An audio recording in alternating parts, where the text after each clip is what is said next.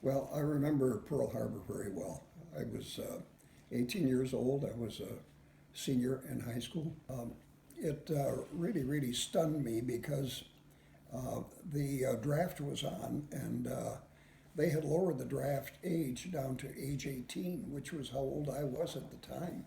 And I knew that I would be drafted and that I was going to be involved in that war. So, sure enough, I went down to be registered for the draft and was classified 1A, which meant that I was eligible to be drafted at any time, which I eventually was. I was glad to go because I was patriotic and I knew that I had to defend my country and defend the liberties that I've been enjoying and that my family had been enjoying. So I was glad to go. I finally received my order to report for induction. I was ordered to report on a certain date and time to the train station, and they had sent me a ticket, so I knew which train and to go. I was sent to Fort Custer, Michigan, which was at Battle Creek. I was living in Detroit, of course, at the time. Battle Creek was only about 150 miles away. Arriving there, we went through some medical examinations. We were given a lot of inoculations for smallpox and diphtheria. And we were given our uniforms, and we attended classes, induction classes, waiting assignment to a particular Army camp. I was only there for about 3 days when I got orders to leave for Camp Hood, Texas. So finally, when the day came, we got on the train, a bunch of us, must have been a couple hundred of us, and we took the long, slow train ride all the way down to Camp Hood, Texas, which was near Waco, was the nearest large town. We were given a test, all of us. It was a standardized test called the Army General Classification Test. I scored very high on that test. And the consequences was that after I finished basic training, I was transferred to Texas A&M College at College Station, Texas, enrolled in a program called ASTP, Army Specialized Training Program. I was to take engineering courses, and it was a one-year program, following which I would be commissioned as a second lieutenant and in the Army Corps of Engineers. Unfortunately, when I was about exactly halfway through the program, after 6 months, we got the astounding news that the ASTP program was being canceled, and that we would all be sent to combat units as replacements. Well, this was a real blow to all of us. There were about 300 of us in the ASTP program at Texas A&M, and half of us went to the 12th Armored Division, which had just come off of maneuvers and was stationed at Camp Barkley, Texas, and the other half went to the 90th Infantry Divisions at a camp in Arkansas. When we arrived at Camp Barkley, it was so depressing because they were packing up, preparing to go overseas. And we were given quick refresher courses in infantry tactics, and then we all boarded a train for the long journey to Camp Shanks, New York, which was the embarkation point to go overseas to the European theater of operations and combat. We arrived at Camp Shanks, New York, which was maybe 25, 30 miles north of New York City. It was called a port of embarkation. It's the place where troops from the U.S. departed to go to the European front. where the combat was against the Germans. When we arrived there, we were given, we already had our weapons, but we were given gas masks and other materials. We underwent some training. We trained on how to use a gas mask. We had to go into a chamber where they injected gas to make sure that your gas mask worked well. And after maybe about a week there, we were ready to be deployed. And we went by train into New York City to Staten Island. And it was dark, it was in the middle of the night. And we boarded a big troop ship called the Empress of Australia. And we departed, destination Europe. We tried to stay on deck to watch the Statue of Liberty, but it was too dark and foggy. So, but anyway, it was a 14-day, very rigorous journey to get to England, which was our ultimate destination. We were in a large convoy with many, many other ships, escorted by U.S. Navy warships. And the reason why it took 14 days for the trip was because the formation had to zigzag, which meant going in one direction for a period of time and then changing direction for another period of time. The purpose of it was to elude trailing German submarines so that they were not able to follow us. We didn't have any incidents on the trip, except that the ship was very overcrowded. It was an old ship, and we had to stay on deck for 12 hours, below deck for 12 hours. The food was horrible. It was served in pails, mostly cold cuts, bologna and bread, and a beverage that resembled coffee, but really was far from it. Ultimately, we arrived in England and went up the Mersey River to a port called Liverpool. We got off the ship, got on a train, and went down to the Salisbury Plain, which was about an hour's train ride, to a huge tent city. They had these squad tents, which housed 12 men, and the weather was terrible. It rained for the entire 5 weeks that we were there. It was a miserable. Finally, our vehicles arrived, which is what we were waiting for, and the vehicles had been coated with this tarry substance called cosmoline, and we had to spend two full days using mineral spirits to get rid of this cosmoline. And finally, we mounted our vehicles and drove in a convoy down to Southampton, which is a port on the English Channel.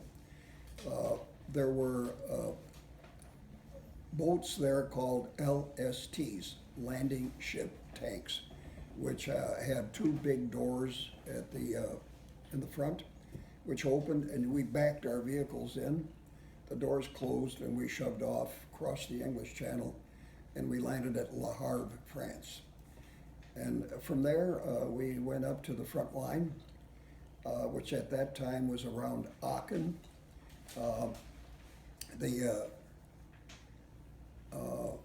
We went up on the front line and replaced elements of the 4th Armored Division, which had been on the line for a long time and had depleted their ranks to the point where they were not operating safely anymore. But we went into battle against Germany, and that was my first experience in combat. Yeah, well, my first experience was a was a pretty tough one. That's when reality set in, and I realized that the brutality of war. When you see your buddies shot, blown up, blown to pieces. The glory of war was totally dissipated. Nevertheless, we battled our way across France and finally into Germany. And then we finally reached the Rhine River without too much casualties, and we realized that we were going to win the war. That's when I realized the war was going to end in our favor. We crossed the Rhine River on a long pontoon bridge because all the bridges had been blown up. And after we crossed the Rhine River, we were moving pretty fast. An armor division is a spearhead unit where we just keep going. And when we get into a real bad firefight, we just sit and wait for the trailing troops to come up and join us, and then they did all the battle work until we were able to move again. So we moved across Germany pretty quickly. Took a lot of prisoners. Our losses were not too great after that. And finally, we got to a town called Munich, which is a pretty big German town. We entered from the west, and the town was pretty fiercely defended. So we got battle orders to, instead of going east, we were to go south.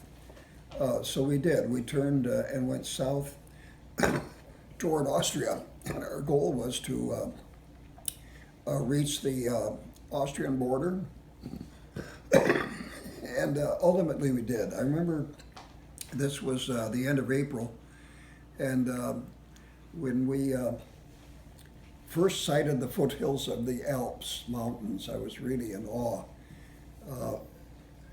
At that time, it started to snow, real heavy snow, and it was just so beautiful. The opposition was minimal. We finally crossed the Austrian border to a town called Kufstein, and that's where the war ended for us. It was first week of May, and the VE Day was May the 8th. So I was grateful I survived the war. I never got a scratch, and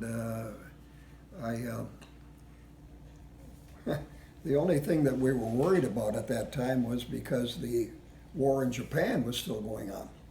So we had resigned ourselves to the fact that we were going to end up in Japan. And the only concern we had was, will we go through the U.S. so that we can get a furlough and see our families again? Or would we go the other way through the Suez Canal? That was our big worry. But thank God, you know what happened in August. The U.S. dropped the atom bombs on Japan. This was a startling event for us. But we were in the Army of Occupation in Germany, waiting to be deployed to Japan. And we knew that the war was going to end in Japan, so that I was rejoicing because I knew my life was saved, because I couldn't see how we could ever survive in Japan having to invade the Japanese mainland. So anyway, that's my experiences in the U.S. Army. I served 3 years. I'm proud of my service, and I do it again because I love my country and I'll always defend it if I have to. Cardamone's most unforgettable experience from the war was when he discovered the nearby Kaufering concentration camps around noon on April 27, 1945. He alerted the commander of the 12th Armored Division, who led the liberation of that camp. Many lives were saved due to Cardamone's discovery, and the memory is one he'll never forget. And I was standing in the middle of the town square with a group of other GIs, including the battalion surgeon, who was a captain, a doctor from Chicago that I had become friends with. And while we were talking, several men came up to us, very skinny men wearing striped, looked like uniforms, And they fell on their knees in front of us and started kissing our hands and crying. Well, Captain Kaplitz was talking to them in German or Hebrew or, and said that they were from a concentration camp that was nearby and they had escaped from there. So we got into our vehicles and drove over there and went into the camp. All of the guards had left. And the camp was filled with dead bodies everywhere, stacked up like cordwood of dead men, skinny men, who had been starved to death. Some were worked to death. But there were quite a few still alive. And our platoon leader reported to the colonel, and the colonel reported to the rear echelon, which included military government people, including a full colonel. So they came up and they took over, and we moved on. But we were able to tour that camp, and the smell was horrible. The cruelty that I experienced was something that really upset me and still upsets me today when I think of it. Altogether, my unit, the 12th Armored Division, liberated 11 death camps. In Bavaria, all of them were subcamps of Dachau, which was one of the big concentration camps. And the Holocaust Museum in Washington, D.C., when you come in the lobby, there's a flag. It's the 12th Armored Division flag, because we're part of what they call the righteous people, liberating 11 concentration camps, which probably was more than any other division liberated. But yeah, that was a really, really difficult experience that I had trouble with, and still have trouble with to this date. The abysmal cruelty of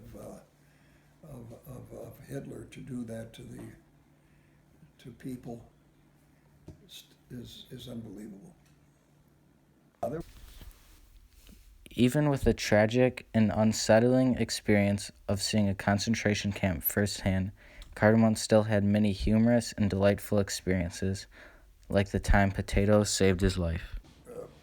Assaulted the town, captured half of it, and normally when night falls, you get orders to withdraw.